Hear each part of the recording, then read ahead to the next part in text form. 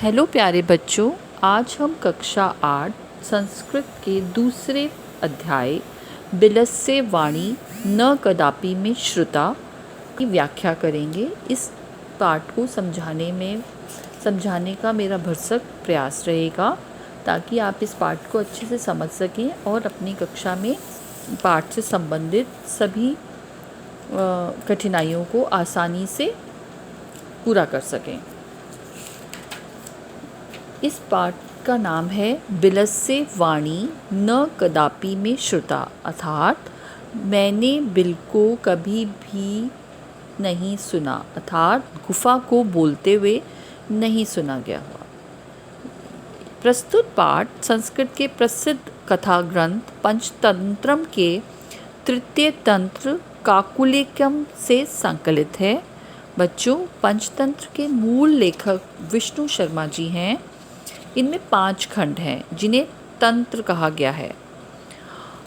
विष्णु शर्मा जी की अधिकतर कहानियों में पंचतंत्र में पशु पक्षी को ही मेन पात्र के रूप में शामिल किया गया है। पहले हम इसके सभी कठिन शब्द को अर्थों को समझ लेंगे ताकि हमें इसकी व्याख्या करने में इसको समझने में हमें आसानी रहे।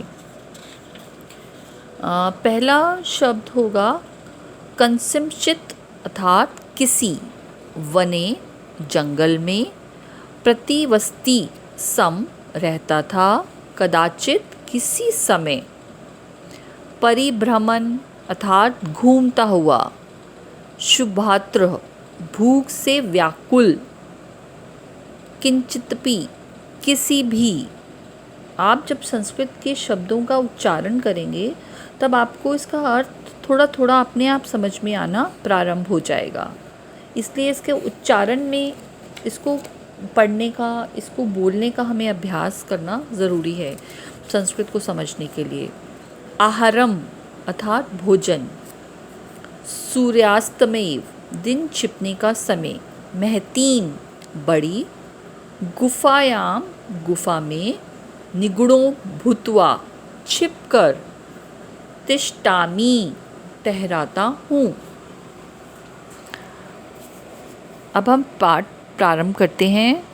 किंचित वने खरनखर नाम सिंह प्रतिवस्ती समः। किसी वन में, वन अर्थात जंगल में, खरनखर नाम का शेर रहता था। स कदाचित इतस्ततः परिभ्रमण शुद्धार्थ न किंचिदपि आहारम प्राप्तवान। किसी दिन इधर उधर घूमते हुए भूख से पीड़ित उसने किसी भी भोजन को प्राप्त नहीं किया। एक बार की बात है, वह जंगल में घूम रहा था, पूरा दिन उसे घूमते हुए हो गया लेकिन उसे भोजन प्राप्त नहीं हुआ। वह भूख से व्याकुल हो उठा था। ततः सूर्यास्त समय एकाम महतीम ग्रहम दृष्ट्वा सह अचिंत्यत। उसके बाद दिन छुपने के समय एक बड़ी गुफा को देखकर उसे एक बहुत बड़ी गुफा नजर आई और उसने उसको देखकर सोचा। अचिंत्यत अर्थात सोचा। नूनम एतस्ते ग्रहायाम रात्रो को अपि जीवः आगच्छति। निश्चित रूप से इस गुफा में रात में कोई प्राणी अवश्य आता होगा। अतः अत्रैव निगुणो भूत्वा तिष्ठामि इति। इसलिए मैं यहीं छुपकर ठहर जाता हूँ। एतस्मिन् अंतरे गुहाया स्वामी दधिपुच्छ नाम शृगाल समागच्छत।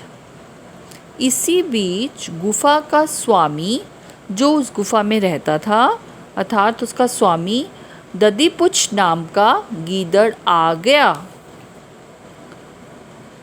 स च यावत् पश्यति तावत् सिंह पदति गुहायां प्रविष्टा दृश्यते न च बहिराता। यहाँ तक देखता वहाँ तक उसे शेर के पैरों के निशान गुफा में दिखाई दिए और बाहर आए हुए नहीं दिखाई दिए। जब वह गीदड़ अपनी गुफा में प्रवेश किया तो उसने ध्यान दिया कि किसी शेर के पाँव गुफा के अंदर आए हैं लेकिन वापस नहीं गए, और उसके मन में कुछ शंका जाग उठी। अचिंत्यत अहो विनष्टोऽस्मि। उसने क्या सोचा? गीदड़ ने सोचा, अरे मैं तो मर गया। क्या सोचने लग गया वो? मैं तो मर गया। नूनम अस्मिन् बिले सिंह अस्तिति तर्कयामि। निश्चय ही मेरे बिल में सिंह है। उसे निश्चय हो गया था कि मेरे बिल में सिंह है। एव विंचित दूरस्थः रवम कृतमारथ भो बिल की न समरसी यन्म्या तव्य से समय कृतोस्ति यत यादः ब्रह्मत्। अर्थात ऐसा सोचने लग गया कि मेरा तो अब अंत समय आ गया है।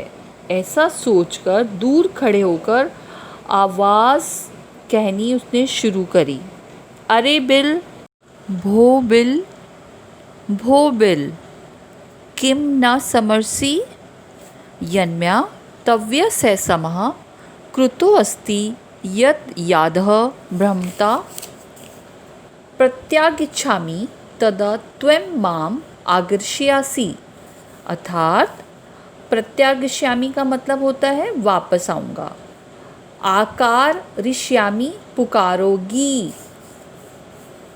ऐसा सोचकर दूर खड़े होकर आवाज़ देनी उसने शुरू कर दी और बोला, अरे बिल, ओ बिल, क्या तुम्हें याद नहीं है मैंने तुम्हारे साथ कुछ समझौता किया था?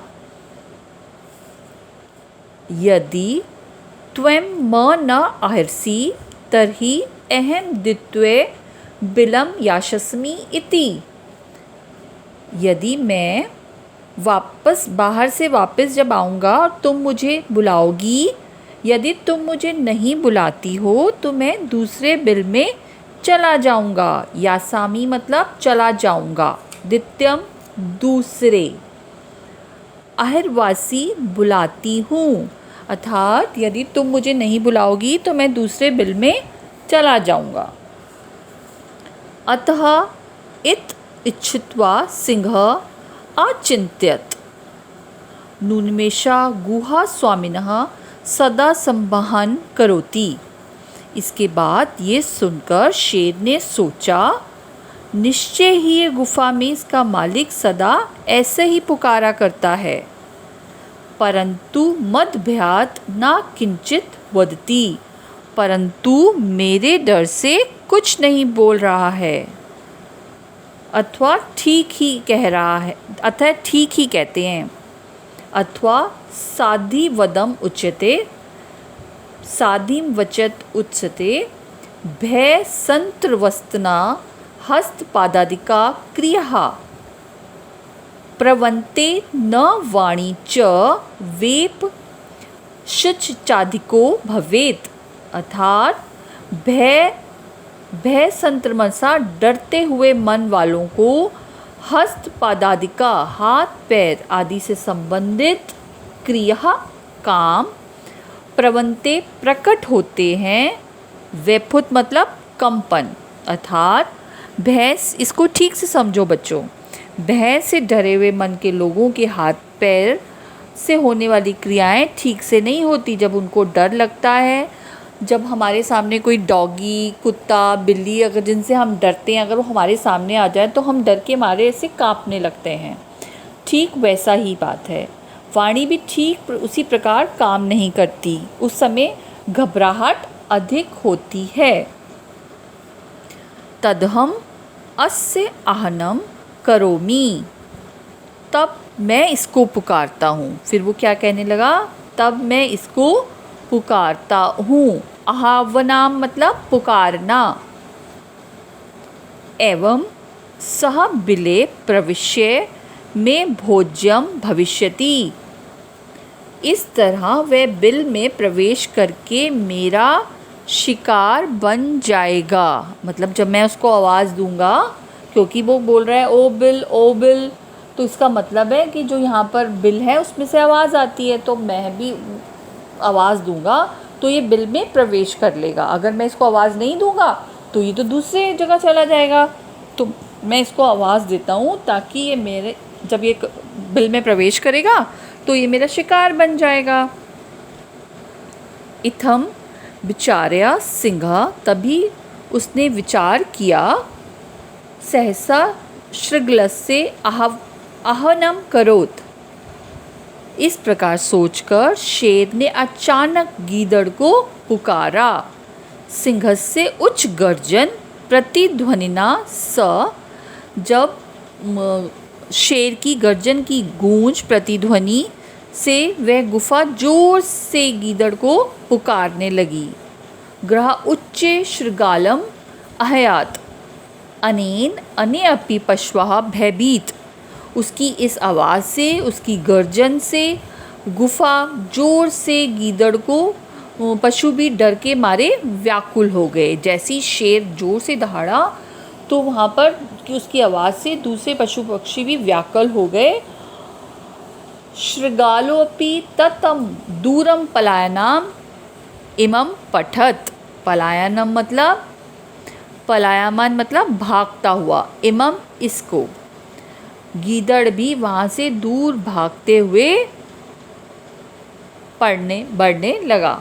जैसे ही उसने शेर की आवाज़ सुनी तो उसको पता लग गया कि इस गुफा में तो शेर है, सिंह है, तो वह गुफा में क्यों प्रवेश करता। वह भी फटाफट वहाँ से दुम दबा के भाग गया। अनागतम य कुर्ते सशोभते, जो आने वाले कल को उपाय करता है वह संसार में ही शोभा पाता है।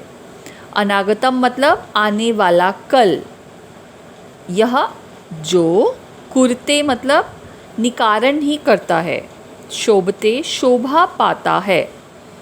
अनागतम य कुर्ते स शोभते स शोचते यो न करोत्यना वने अत्र संस्थे से समागता जरा बिलस्य वाणी न कदापि में श्रुता। अर्थात जो आने वाले कल का उपाय करता है वही संसार में शोभा पाता है, और जो आने वाले का उपाय नहीं करता, अर्थात आने वाली जो उसके पास जो विपत्तियां आने वाली हैं, जो मुसीबतें आने वाली हैं, उनका निवारण के बारे में नहीं सोचता, वह हमेशा दुखी रहता है। यहाँ वन में रहते मेरा बुढ़ापा आ गया, परंतु मेरे द्वारा मैंने कभी भी विल को वाणी नहीं सुनी गई। अर्थात बच्चों, जो हम आने वाला जो हमारा कल है, जो भविष्य है, उसके लिए हमें कुछ तो उपाय सोच के रखने चाहिए, नहीं तो हमें परेशानियों का सामना करना ही पड़ेगा। अब जो ये चैप्टर यहीं ख़त्म होता है। Thank you.